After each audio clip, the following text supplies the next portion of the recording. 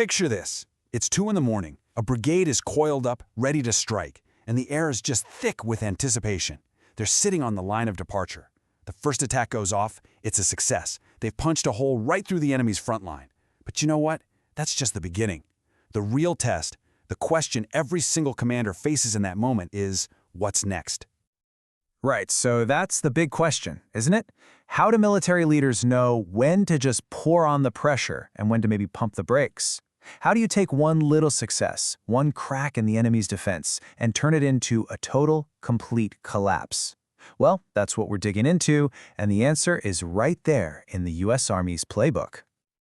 And here's the thing you've got to understand. Straight from Army Field Manual 390-91, offensive operations, they're not just about moving forward or taking a piece of ground. No, they are about one thing and one thing only, imposing your will on the enemy.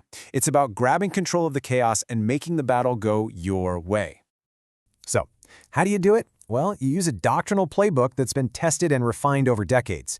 And we're going to break down the 3 key phases that link up to create a massive victory.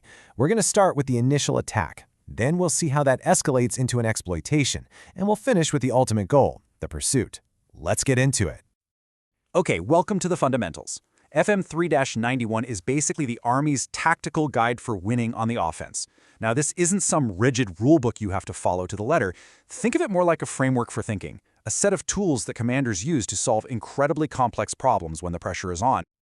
So the manual lays out 4 main offensive tasks. First, there's movement to contact, which is pretty much what it sounds like. It's about finding the enemy. But for this explainer, we're focusing on the 3 that happen after you've made contact. The attack, which is all about defeating the enemy and taking terrain. The exploitation, which is about capitalizing on a crumbling enemy. And the pursuit, which is about completely destroying a fleeing one. That's the sequence right there that turns a simple contact into a decisive victory. Now, before we jump into the how, we got to understand the what. Every single successful offensive action is built on 4 core ideas. Think of these as the absolute DNA of the attacking mindset. It's not a checklist, but these are the principles a commander has to juggle to pull off a win. First up is surprise. This is all about hitting the enemy when and where they just don't see it coming. You know, attacking during a blizzard, crossing terrain they thought was impassable, or using a tactic they've never seen before. Surprise isn't just about a physical advantage. It creates this psychological shock that messes with the enemy's reaction time and just shatters their whole plan. Next is concentration. And listen, this is a super important point. It's not about just piling up more troops in one spot. It's about massing the effects of your combat power. That means synchronizing everything. Your artillery, your air support, cyber, direct fire, all of it, onto one single critical point in the enemy's defense to just blow it wide open. It's about creating this local overload that just shatters their line. Then we have tempo. The best way to think about this is as the rhythm of the battle. If you can act faster than the enemy can react, you get inside their decision cycle. You're already making your next move while they're still trying to figure out what you just did. A high tempo keeps them constantly off balance, so they can't set up a good defense or organize a counterattack. It's how you keep the initiative. And finally, Audacity. Now this one gets misunderstood a lot. Audacity is not about being reckless. It's about understanding the risks, knowing what they are, accepting them, and then executing a simple plan with incredible boldness and speed. It's about grabbing those little windows of opportunity that other people might hesitate to take. It's disciplined, calculated courage. All right, now that we've got the mindset, let's get into the how. The attack is the most basic offensive task, but man, it is far from simple. It's like a complex machine where every part has to work perfectly together. You've got mission command driving the speed, movement and maneuver getting guys into position, intelligence finding the weak spots, fires pinning the enemy down, while sustainment keeps the gas and bullets flowing, and all the while protection is trying to keep everybody safe. It all has to click. So a typical attacking force is split into a balanced team. You've got your security force out front, finding the enemy and holding them in place. The main body is your hammer. That's the force that's going to assault the objective. But the real game changer here, the most interesting part, is the reserve. It's not just a backup. Think of it like venture capital in the business world. You don't sink it into your initial plan. You hold it back, uncommitted, and you wait to see where you get a breakthrough. And then, bam, you pour it into that success to completely overwhelm the enemy. That's how you turn a good attack into a great one. To make all this chaos work, commanders use a common language of control measures drawn on a map. And these aren't just random lines. They tell the story of the battle. You've got your starting points, like the assembly area where you get everyone organized, and the line of departure, that's the official starting line. Your destination is the objective, and in between, you have waypoints, like the probable line of deployment, where you get into your final assault formation. And of course, the limit of advance, which is basically the stop sign. These are the tools that synchronize a very complex, very violent operation. So how do you find the best way to get to the objective? Well, there are basically two ways to do it. You have reconnaissance-push. This is kind of like a football team running a pre-planned play. The commander has already decided we're attacking here, and the recon guys are just going out to confirm where the enemy is along that route. Then you have reconnaissance-pull. This is different. This is like giving the basketball to your star player and saying, find an open lane to the basket. The recon element goes out, probes the enemy line, finds the path of least resistance, and then the main force pulls itself through that gap. It's way more flexible, but it takes a lot of initiative. Okay, so let's walk through the play-by-play of the execution.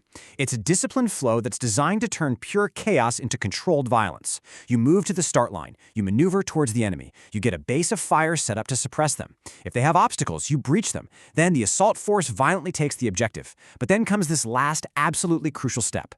Consolidate and reorganize. The fight is not over just because you took the ground. You have to immediately get ready for the enemy's counterattack. So, you did it. You seized the objective. The enemy is hurting. Now what? This is that critical moment of decision. The success of your attack, well, that's just an opportunity. Now we're going to see how you turn that one success into a total rout. This is where we get into the exploitation, and this isn't just another attack. It is a total change in mindset. A commander will switch to exploitation when they see the signs that the enemy is starting to wobble. Are you taking more prisoners? Are they abandoning their heavy equipment and running? Is their resistance getting sloppy and disorganized? If you're seeing that, it is time to go. It's like a broken play in sports. Their defense is in shambles, and your goal is to push deep and score before they can even figure out what happened. It's an aggressive, high-speed gamble to turn a little crack into a massive rupture. Now, if that exploitation completely shatters the enemy's will to fight, they might just break and run. And that is when you transition to a pursuit. This is it, the final, most decisive, and honestly, the highest risk phase. The goal is simple, and it's ruthless: the complete destruction of the enemy force before they can get away and fight another day. And you usually do this with two forces: a direct pressure force that stays right on their heels, harassing them, and an encircling force that takes a different route to get ahead of them and cut off their escape. But here is the great danger, the razor's edge of all of this. As you push deeper and deeper, you're stretching your supply lines thin.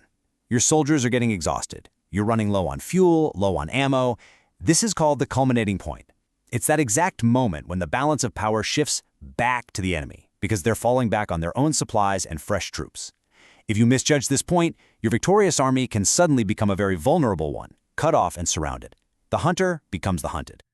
So let's tie all of this together, right? We've gone from the careful planning of an attack all the way to the high-stakes gamble of a pursuit. What does it all mean? What does it really take to win decisively? The big takeaway here is this. Offensive doctrine isn't just a manual for how to move forward. It's a framework for how to think. It's about reading the battlefield, seeing those signs of an enemy collapse, managing the huge risks of pushing too far, and knowing that precise moment to escalate from attack to exploitation and finally to pursuit. It is the art of turning a small tactical win into a strategic collapse of the enemy's will to even fight. And what's so cool is how these principles apply way beyond the battlefield. I mean, the whole idea of managing a reserve, not throwing all your resources at a problem at once, seizing and holding the initiative through tempo, understanding the incredible value of just rehearsing and practicing, and of course, having that disciplined audacity, taking smart, calculated risks. These are universal keys to success, no matter what you do. But at the end of the day, knowing the playbook is just the first step. The real challenge, it always comes down to the human element. When that fleeting moment of opportunity shows up, when the enemy is broken and the door is wide open, would you have the audacity to execute? Would you risk it all for that decisive victory? That's the question every leader has to be able to answer. Thanks for watching. Keep exploring to learn more about how the Army thinks, fights, and wins.